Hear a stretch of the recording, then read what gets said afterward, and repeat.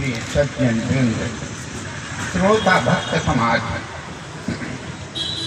हमारे आए हुए आदरणीय भक्तजन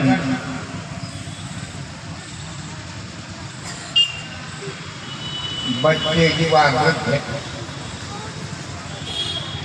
श्री व्यास पीठ में विराजित पुत्र,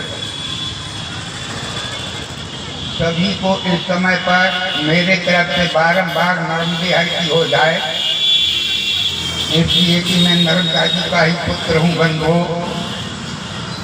और इस बेटी की आग्रह पर आप लोगों के बीच में आया हूँ।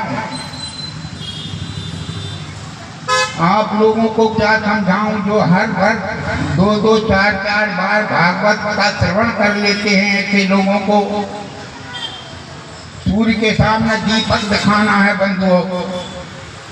आप लोग तो सभी भागवत हो चुके हैं, इसलिए जरा सी शिक्षा किसी विद्वान की मैं आपके सामने रख रहा हूं। कृपा ध्यान से श्रवण करें।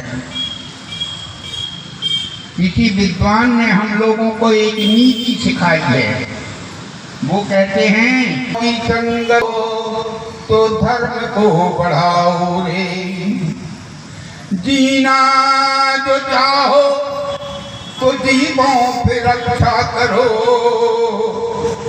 सती होने चाहो तो इंद्रियों को बस में लाओ रे, भागना जो चाहो तो भागो बुरी बातों से, आमना जो चाहो तो राम शरण आओ रे, नाचना जो चाहो तो नाचो हरि के आगे, गावना जो चाहो प्रभु के गुण गाओ रे। बोलिए सियावर रामचंद्र की। हाँ प्रिय बंधुजन, भगवान का जो जन्म होता है वो हम ही लोगों के उद्धार के लिए हुआ करता है, इसलिए हमको इस भजन में पूरी भागवत सुनने के बाद भी अगर हमारा मन भजन में नहीं लगा तो ये सिर्फ मात्र चमड़े और हड्डी का शरीर ढांचा है बंधुओं, इससे कोई मतलब नहीं है। इसलिए सबसे प्रधान है भजन की प्रधानता, इसलिए सभी लोग भाई भगवान का भजन किया करें। इसी बात से मैं अपनी वाणी का प्रणाम करता हूँ बंधुओं। बोलिए वृंदावन बिहारी लाल की जय। पावन अनुष्ठानों में, कार्यक्रमों में जब अनेकानेक प्रकार के संत महात्माओं का आशीर्वाद मिलता है, और ये सताम सज्जना नाम इस सत्संगति, क्योंकि यह सत्संग आप लोगों से हम प्रथम दिवस की कथा में बोले थे कि ये इस प्रकार से पावन संयोग जो है, तो जब भगवान की बड़ी कृपा होती है जीव पर, बिन सत्संग विवेक न होई, और राम कृपा बिन सुलभ न सोई। यह सत्संग भी हम आप लोगों को जो प्राप्त हो रहा है वो भगवान की कृपा से प्राप्त हो रहा है।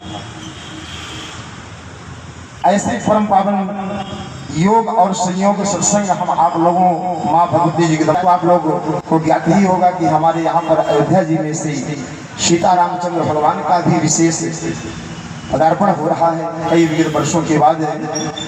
सब इसी आयोजन में ये परम भागवत कथा सबके सहयोग से एवं ये भगवान की बड़ी कृपा से हम आप लोग एकत्रित होकर के भगवान के आज विश्राम दिवस में निर्विघ्नता पूर्वक भगवान की कथा का श्रवण करते जा रहे हैं।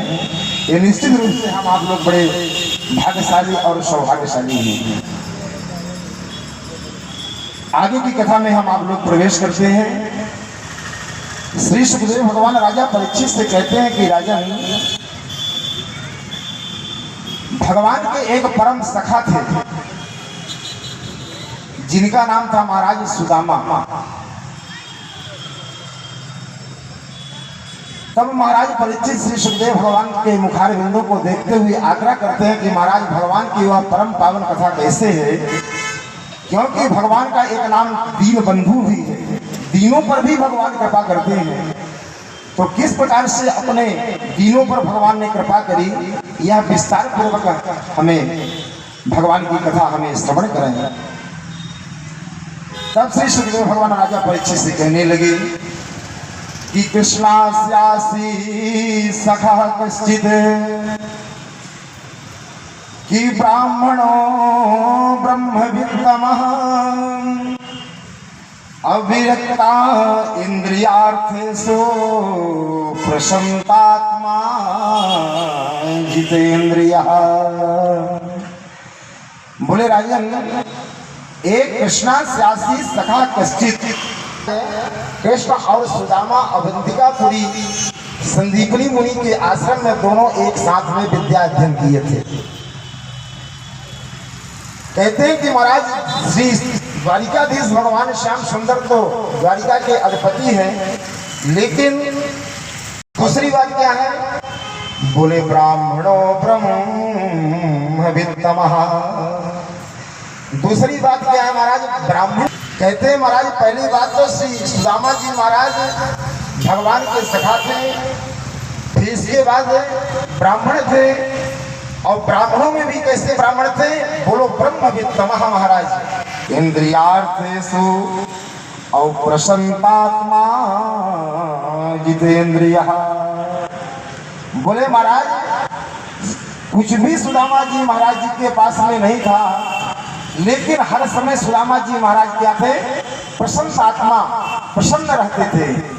हम आप लोगों के पास थोड़ा सा भी छोटी सी भी कोई दिक्कत आ जाए तो हम आप लोग इतना चिंतित हो जाते हैं, इतना टेंशन में हो जाते हैं महाराज, लेकिन सुदामा जी महाराज जी को किंचित मात्र की भी गिलानी नहीं होती थी। जो ब्राह्मण का कर्तव्य है, अपना कर्म करके जो कुछ भगवान का प्रसाद मिल जाता था महाराज, तो उसी को भगवान को भोग लगा करके और सुदामा जी महाराज पा लिया करते थे। लेकिन सुदामा जी के पत्नी का क्या नाम था, बोले सुशीला।